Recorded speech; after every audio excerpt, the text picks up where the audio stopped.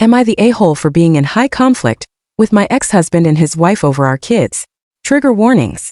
Emotional abuse and manipulation, possible controlling behavior, neglect. So to start, my 33F, ex-Harry 35M, and I have been divorced for 6 years. We dated a bit in high school when I visited a relative in his hometown, which is a major city, for the summers, but I would break up with him when I went back to my city for school, which is about 2.5 hours away. Not the most mature I know, but even my parents were like, you don't need a LDR before you can vote. We kind of kept in touch on Facebook at the time, but my sophomore year of college he ended up transferring to my school. We got back together and got married basically right after I graduated and moved to my hometown city.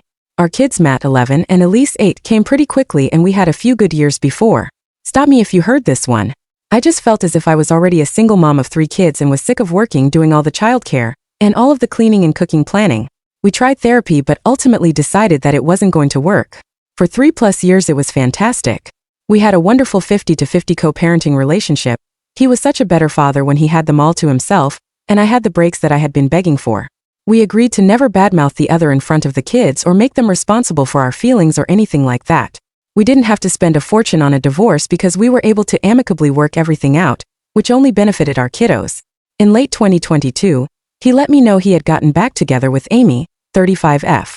He said her name a bunch like I should know who she was, and I finally asked, and apparently she was the girl he had dated when I was not in town before we reconnected. I was honestly happy for him. I'm not interested in dating TBH, my kids are too young and I work a lot and have a ton of friends and family. Amy lived in his hometown and I know he visited her a lot when he didn't have the kids. We were week on week off, but he always was there for his parenting time. The kids met Amy and said they liked her a lot, so I was happy. My parents were also divorced but found other people while still being amazing parents, so I was really hopeful. But in 2023, he let me know he had proposed and would be moving back to his hometown to be with Amy. I was pretty stunned because he was such a dedicated and present father and asked how he expected that to work. He was insistent that he wanted to keep 50-50 custody, but admitted he could only do every other weekend parenting time.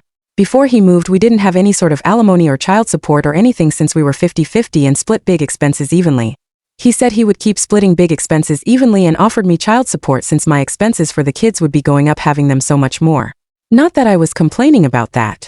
Again, we wanted to work this out ourselves mostly. Why spend money on lawyers when we have 2 kids who could use it? I make a bit more than him, not that that really matters, but the first amount her offered, $400 for 2 kids a month, was laughable. I didn't laugh at him or anything but told him that would not be acceptable. He said he was willing to continue paying half of big expenses. Which duh. Plus he'd be driving a 5-hour round trip since he was the one moving every other weekend. I thought about it a lot and figured that I am fine financially, as much as anyone is these days, and didn't want to bankrupt him for child support. The most important thing to me was that he continued to be a present and amazing father and said I would be okay with $600 a month plus the shared big expenses. I thought he would be happy with this, but he kept grumbling that he thought $400 was more than fair. Ultimately, he agreed to $600. Again, I really wanted to make this work for my kids, so please don't tell me I was an idiot for some of these things. I really went out of my way to be helpful. Like I said, I am single and have a ton of family and friends, so I had more free time. If they had things going on, I never minded keeping the kids for their weekend, always encouraged the kids to be excited to go there, bought gifts from them for things like Father's, Stepmother's Day, Christmas, birthdays. I don't know if I believe in love languages, but if my kids have them, it is absolutely gift giving, and it's not like their asses have jobs, and even worked it out for my relative in their city to pick our kids up from their wedding ceremony since they had an adults-only reception. These kind gestures were never reciprocated. I tried to brush it off and thought maybe I was just doing too much and tried to take a step back when the kids told me that some of the weekends they stayed with Harry and Amy had gone on vacations to places like Europe and Disney. I don't follow them on social media obviously, so I had no idea. I go on vacations too, but the idea of going on such an expensive vacation and not taking my kids sounds nuts. They're great travelers. We actually went to Japan last summer and had a blast. Maybe I'm an annoying parent, but I couldn't believe he'd leave the country or go to freaking Disney. And not only not take the kids, but not even let me know. I wanted to remain amicable, but after I found out that the favor stopped, and for the past few months anytime he asked me to keep them for a weekend because they had plans, I'd say, oh sorry, same, good luck. Yes, even if it was far in advance. I wasn't trying to be petty, but it wasn't as if they were asking to switch weekends ever. It was always just skipping them. I know his family is useless, no idea about hers, but he should be able to make time for his children 4 days a month. Then a few months ago I found out he'd been asking my relatives in his city for help. Sometimes they did if they could, but not always. I didn't want to keep bothering them, so I ended up saying yes to keeping the kids more. Plus I obviously love them. But I started keeping track of every time he asked me to keep them. Over a 5-month period it was 5 times. And around that time Matt had told me some pretty upsetting things and confided that he was okay staying here more. I was clear that he could tell me anything and that nothing was his fault at all. But he told me when he was at his dad's. Both he and his sister needed to be in their rooms at 8 p.m. Keep in mind this is weekends.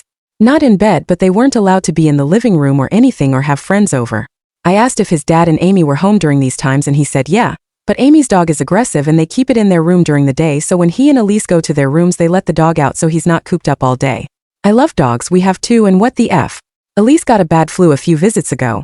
And apparently she had asked Harry to sleep with her in her room, and he refused and said he needed to sleep with Amy. Our kids do not co-sleep, but we always let them sleep with us if they were sick and asked. I don't expect Harry and Amy to let her sleep with them or anything. Both kids are not ever allowed in their room. Because of the dog. But why couldn't he have stayed with her even if it was just until she fell asleep? I did not say this to them, but told Matt and Elise that their dad had just gotten over the flu. And probably just didn't want to get her sick again, which makes no sense. I know I shouldn't have lied, but they were upset. The worst IMO is that when Matt randomly told his dad he wanted to see him more, he yelled at him and told him that he was seeing him a lot already. And he should want his dad to be happy and not miserable and alone like his mom. I would like to again reiterate that I am very happy being single, and have turned a lot of guys down. I prefer to spend my time with my friends and kids and can date when they're older. I don't like the stats on unrelated men being around kids and don't feel the need to risk it anyways. So between all this and the missed visits I decided that I needed to stand up for myself and my kids more. If Harry could go on European vacations he could afford more child support, and I was done keeping up the appearance of 50-50 custody when he only had the kids about 45 nights in 2024. So I told Harry I was going to file for updated child support in primary custody, and get everything in writing and signed off by a judge. He said he was okay raising child support. He had apparently gotten a few raises since we settled it and said he would be fine with upping it to $750. First of all, you got all these raises and didn't even think to raise it yourself despite skipping almost half your agreed visitation? And that low of an amount? I told him it was insulting and we could just let the court figure it out.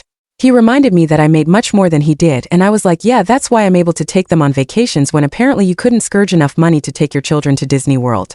I know that was immature, but I was pissed. He tried fighting more, but I told him I didn't intend on fighting with him outside of court and filed. Obviously, because I'm writing this, the judge agreed to almost all of my requests. Child support was increased, I have primary custody and decision-making, and it can be adjusted more if he continues skipping weekends. TBH, this has all helped me with the kids and their increasing expenses and needs tremendously. We only communicate ambit text or email, and it's only about the kids. But a mutual friend of ours told me that at a wedding recently Amy and Harry spent a bunch of time complaining about me, calling me high conflict and a parasite, and much worse things when they drank more, but I won't repeat them. I got upset. My only goal is for my kids to have a great childhood and a present dad, and I feel like I fucked that up. My friends told me that Harry's the one who fucked it up, but I'm really doubting myself. Relevant comments. Commenter 1. NTA, you are standing up for your kids. At the end of the day, that's what you need to do. Sounds like Harry likes being a dad when it suits him, but now that he has Amy, she is his focus and the kids take a back seat. OP. I get what you're saying. It's upsetting because I wanted him to be happy as I thought it would, trickle down to the kids. But it hasn't. Commenter 2. Amy and Harry spent a bunch of time complaining about me, calling me high conflict and a parasite, and much worse things when they drank more. They can call you anything they like, but the proof is in the pudding, as they say. Who has full custody? Where do the kids live? Where do the kids want to be?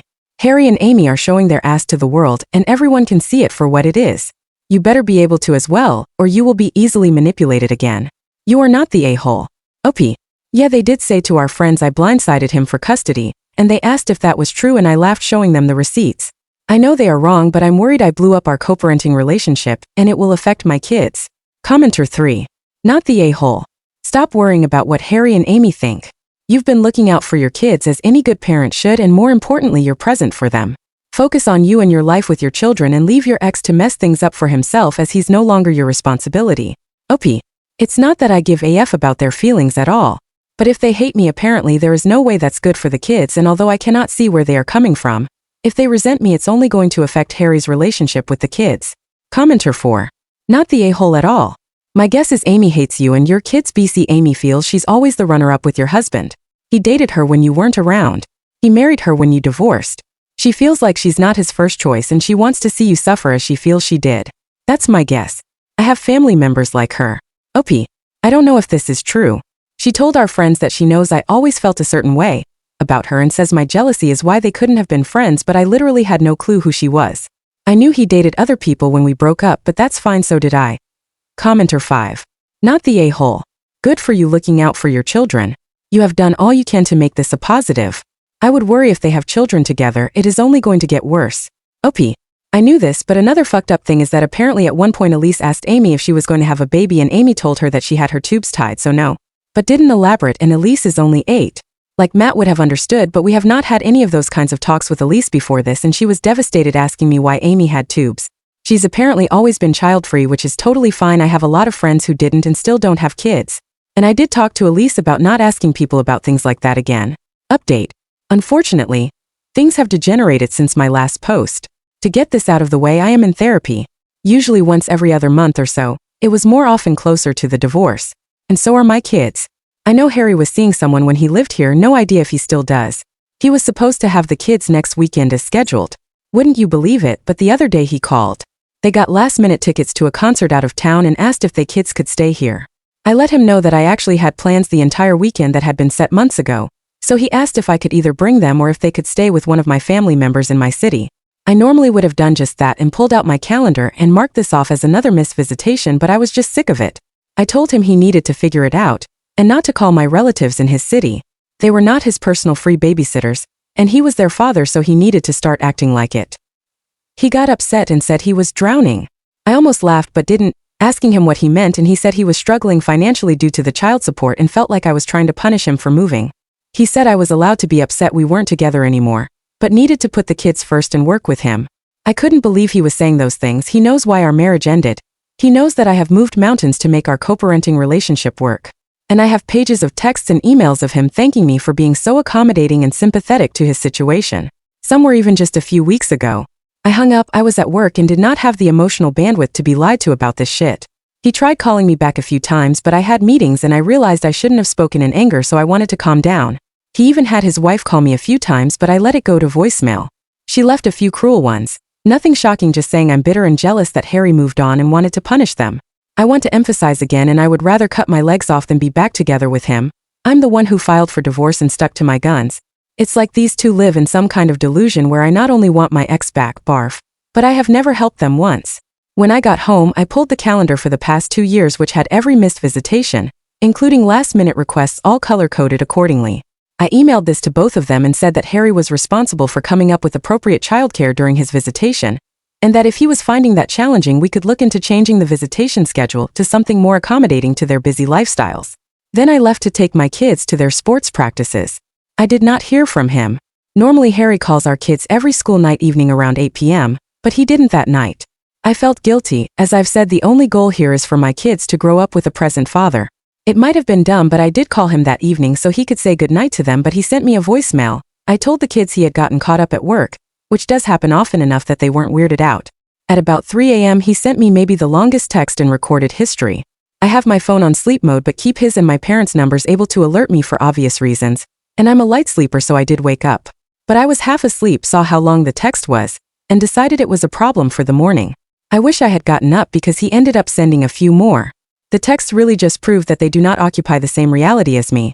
They were all self-centered and deranged, and even when he brought up the kids it was all about him, his wife, and their lives and feelings, saying, "It is my job as a mother to facilitate the kids' relationship with him because he could have easily forced me to move to the city, he's in WTF, but chose not to so I could stay here with my support system.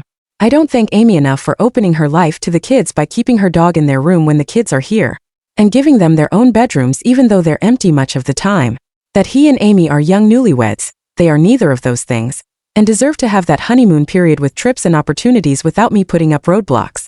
A lot of it was that insane belief that I am somehow jealous and have always been jealous of Amy and needed to get over that for the kids.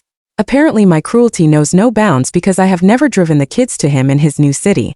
The court order is for him to do so since he's the one that moved, this is standard. And no offense, I'm already furious that my kids have to spend so much time in the car every few weeks and I'm not putting miles on my car just so that he doesn't have to drive more. At one point, because I know the kids hate the long drives, I offered to split costs for flights between our cities, which are like 30 minutes and anywhere from $50 to $75 per ticket, so not cheap but saves time, and he refused, saying the airport in this city is annoying to get to. There is no direct Amtrak between our cities, it would be like 8 hours plus, I believe.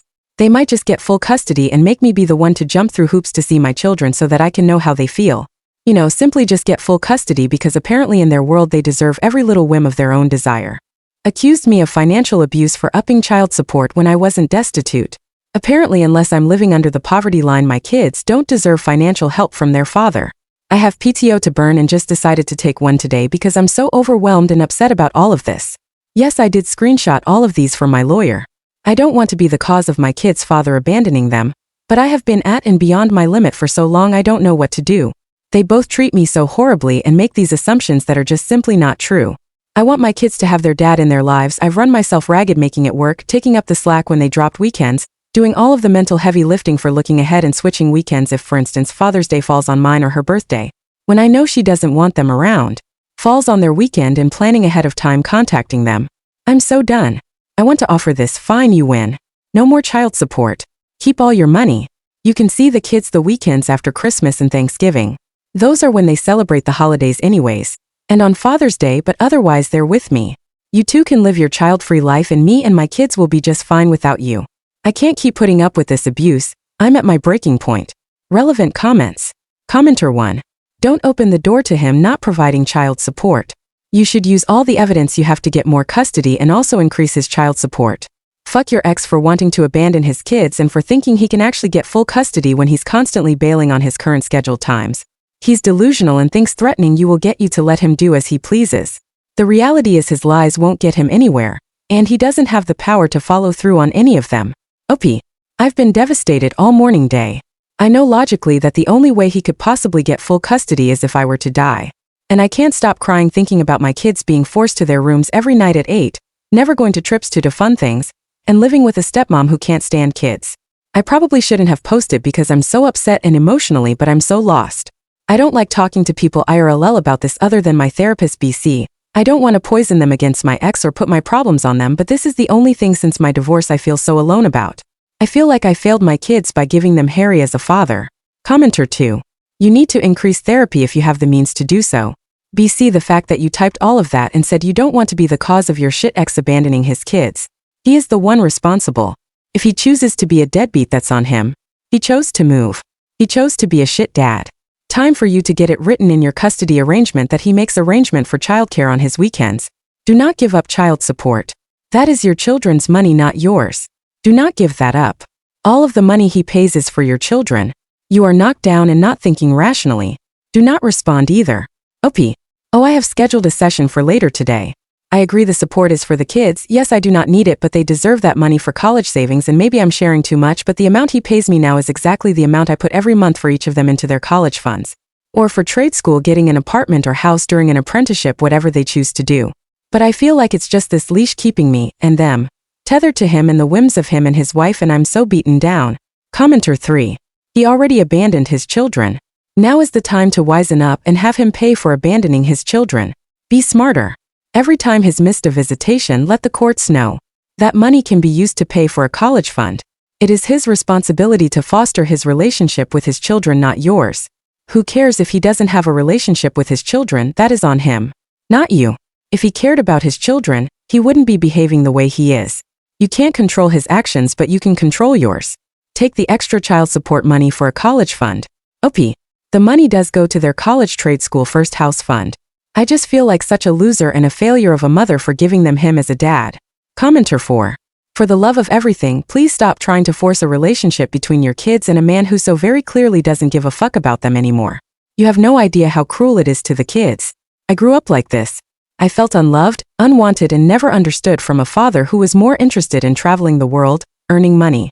That he then put in a save. Because otherwise it was on an account that could be checked during child support hearings. And telling me about his girlfriends. Yes, they will ask where daddy is and you'll be honest and tell them you do not know why he's not coming or picking them up. Stop lying to them and acting as if they have a loving father. OP. Please know I'm never forcing anything. My kids do love their dad. If they told me to my face they absolutely didn't want to go there, I wouldn't make them. The thing is, they don't know how much I dislike their dad. I don't want them to feel bad about talking about him to me. But it's kind of turned into they think I like their dad and don't want to talk bad about him to me. But I'm working with their therapist to get that out of their heads. They know I am not only on their team, I'm their biggest supporter.